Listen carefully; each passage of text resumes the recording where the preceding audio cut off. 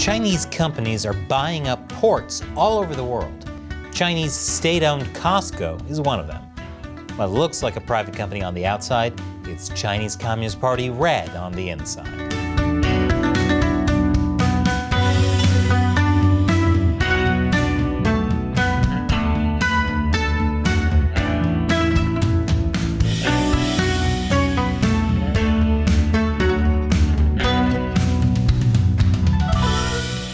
Welcome to China Uncensored. I'm Chris Chappell. This episode is sponsored by Surfshark. Whenever you go online, especially to look into controversial topics, you should be using a VPN like Surfshark to protect your identity. Last week, I talked about a controversial deal in Germany where a Chinese shipping company was allowed to buy a stake in the German port of Hamburg. That company was COSCO. It's a Chinese state-owned enterprise, which means it's basically a branch of the Chinese government, disguised as a business. More on that in a minute. But even though COSCO wasn't able to buy enough of a stake to have a vote in the port's terminal, it still divided the German government, which isn't that unusual since more than any other country, Germany is used to being divided. I think some German politicians are finally starting to realize that it's not a great idea to rely on an authoritarian government, especially ones that like to invade other countries. You'd think Germany would be the last country that would need to learn that lesson. Now, not all politicians see the danger in a Chinese company owning a part of Germany's port. After all, Chinese companies own ports all around Europe, right? What's the big deal? You have other Western European ports where Chinese companies hold a stake. And here we are talking a small stake, one of many stakes. We did a whole episode on China taking over Europe's ports. I'll put a link in the description below. It feels like half of our episodes are about things China is taking over. I wouldn't be surprised if our next episode is about China taking over directing the next Blade movie for Marvel. Man, I liked Blade better when he was hunting vampires instead of political dissidents. But here's why it's a big deal that COSCO is allowed to have a stake in anything. COSCO isn't just another shipping company like Denmark's Maersk or Germany's Hapag-Lloyd. It's literally an appendage of the Chinese Communist Party. And the Chinese Communist Party has lots of appendages. Maybe people saw this picture more often, they'd finally start being as alarmed as they should be. According to a report by state-run Guangming Daily, COSCO was one of the first enterprises to include the requirements of the CCP leadership and guidelines in the company's Articles of Association. When it was founded in 1961, COSCO was the Chinese Communist Party's first international shipping company. Newsweek was able to identify 40 COSCO ships with Chinese Communist Party branches on them. But there could be even more than that because the data isn't complete. It quoted a party leader as saying there are about 10,000 regular party members among crew and 150 special cadres. Cadres are basically low-level communist officials. Here's a photo of crew members in a political study session on board a COSCO ship. The worst part of these classes is probably being forced to buy new textbooks every year, since the CCP keeps rewriting their own history. And it's not like COSCO was trying to hide its party connection either. On their website, COSCO Shipping shows its leadership team with their party titles right up there with their company titles. Newsweek's reporting and an internal COSCO publication show how the Communist Party operates inside a company that presents itself as a modern business partner abroad, but proclaims at home it follows the party's direction and sails for the motherland. That would be like ordering Domino's and finding out you're financially supporting a regime that commits crimes against humanity, instead of just crimes against pizza.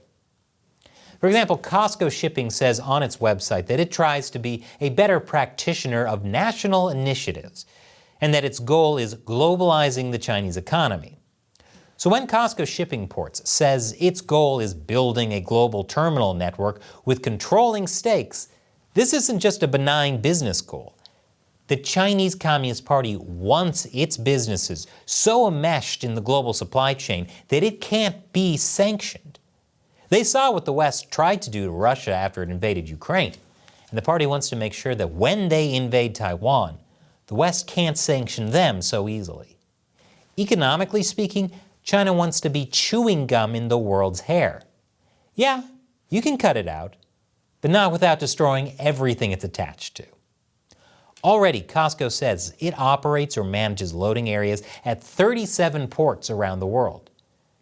That's just part of more than 90 ports worldwide that Chinese companies control.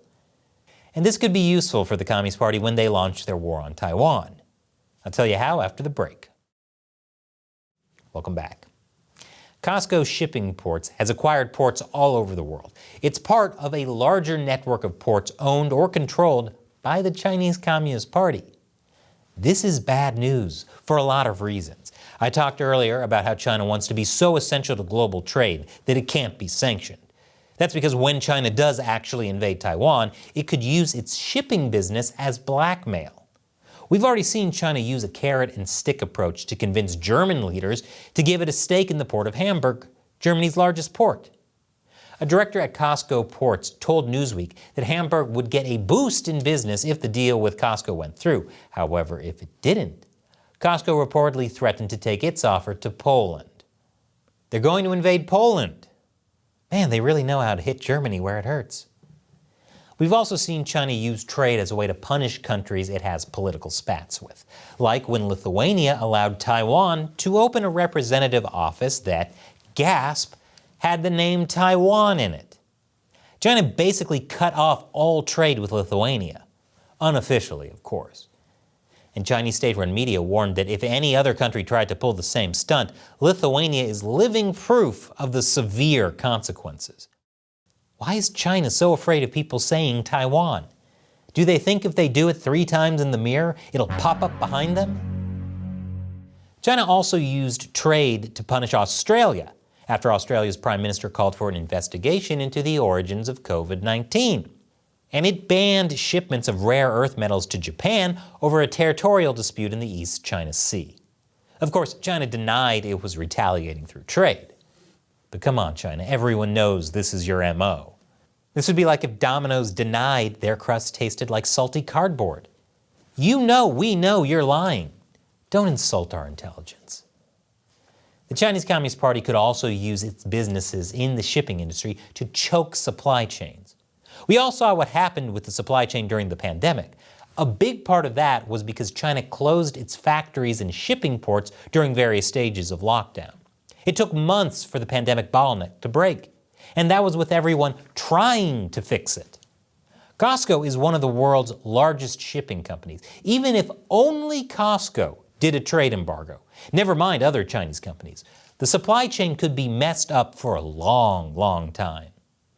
Relying on an authoritarian government was a bad idea. How come Germany didn't warn any of us? Oh yeah, because they still haven't learned that lesson.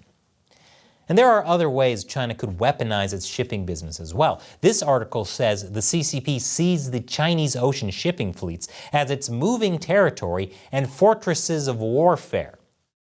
Floating fortresses controlled by a corrupt warlord? And here I thought that Waterworld was an unrealistic depiction of the future. Although the fortress of warfare thing is probably a metaphor, COSCO ships are not actually naval weapons. I think.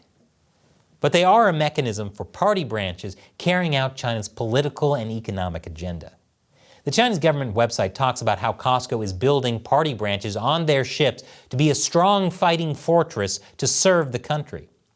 A Czech think tank that focuses on China says party members are bound by party discipline to carry out whatever tasks the party might require, which means they're one level deeper in the party's control. So essentially, COSCO is like a floating fortress full of Manchurian candidates. Is this real life or TNT's weekend movie schedule? Then there's the issue of intelligence gathering. COSCO uses logging, a Chinese government-created data-sharing platform that, among other things, allows users to track shipments in real time. The U.S.-China Economic and Security Review Commission has been looking at logging due to national security concerns. In a September report, the Commission said LogInc could be used to enable the Chinese government to identify U.S. supply chain vulnerabilities and to track shipments of U.S. military cargo on commercial freight. Creepily spying on us? Sure, why not? Throw in some enemy of the state into the mix. Because COSCO operates terminals in Long Beach, Los Angeles, and Seattle, Beijing could potentially get access to a lot of data on those ports. Chinese news sources reported that Log Inc. had access to data on live movements of more than 90% of the world's container ships through CargoSmart, a COSCO subsidiary. The Commission is worried that China could use this data to undercut foreign businesses and block or disrupt trade. For example, if China were to invade Taiwan and the U.S. sent troops to aid Taiwan, China might retaliate by preventing cargo ships from getting to the U.S., which is why doing more business with China is always a bad idea, especially if it's delivered by a branch of the Chinese Communist Party.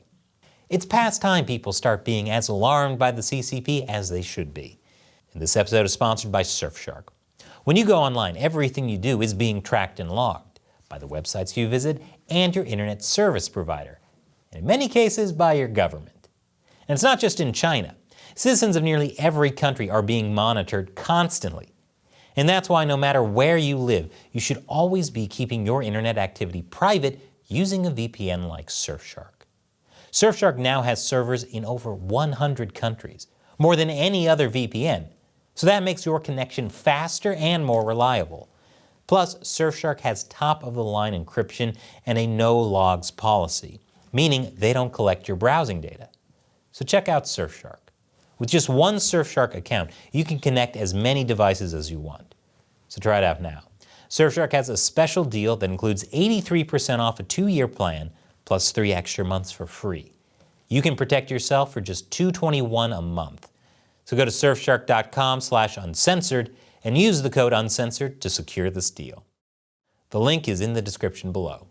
Once again, I'm Chris Chappell. Thanks for watching China Uncensored.